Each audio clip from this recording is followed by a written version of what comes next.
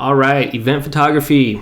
The goal of this video series for me is going to be to hopefully help you or someone out there plan, shoot, and process an event photography gig.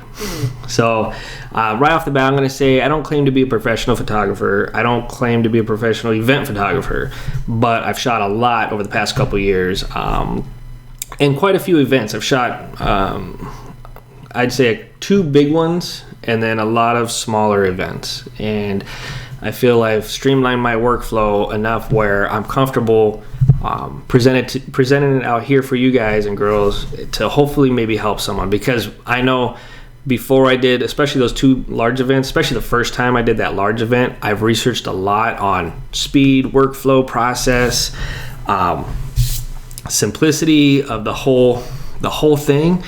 And I picked pieces from different people out there. There's a lot of good information out there on YouTube and just different forums and everything, but you got to find what works best for you. And I found what works best for me by picking and choosing a lot of little pieces from different professionals and amateurs as well. So hopefully this can help you guys in some way. And just to briefly sum up what we're going to be doing here, this is going to be video number 1.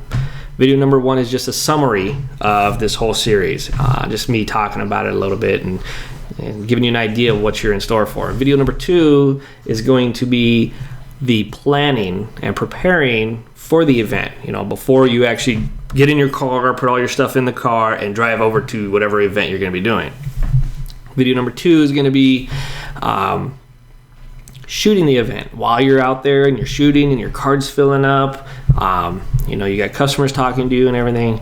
At least from my experience, I think I have some good information to put out for you guys. And then that's video number 3. Video number 4 is going to be processing. Basically, what do I do in the hotel at night or when I get home, depending on the type of event. You may be editing at night, or you may say, forget it, there's way too many, I'm just going to do it when I get home. Actually processing, moving the files around, and delivering them to the customer one way or the other, however you decide to do that. That's a brief summary of this whole series.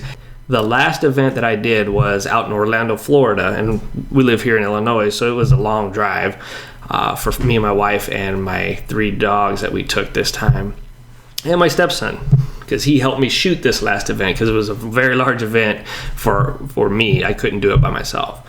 But that event is, if you wanted to check it out ahead of time, is under clicksbychris.com and go to galleries, and then you go to dog events. Then you can go here to 2015 in ADD AKC Florida. You can do national championships. Now, just a heads up on the images here. This is the hardest venue I've ever had to shoot in ever, and this is the 2nd year I did it. So I was prepared. I had an idea what I wanted to do for my settings, but we'll get into the more technical details of this. But it was very hard to shoot in this venue because of the lighting. Terrible lighting. Each shot you take, the wall, like if you look at the picture of a wall, you got different colors up there. You could shoot 5 in a row, boom, boom, boom, boom, and it's different colors. So the color aspect of the way the wavelength happens in those lights in that place was an issue. And then just how dark it was and trying to freeze the action, especially for dark colored dogs, it was very difficult. So, but that's not what the video series is about. It's about the whole workflow part of it. So I'll stop rambling. So make sure you check out video number 2, 3, and 4. And I would love to hear from you guys too. Maybe you guys have some workflow processes that work great for you, and maybe we can share them all together and help somebody else out too. Maybe help me out too. That'd be awesome. All right, guys. Talk to you later.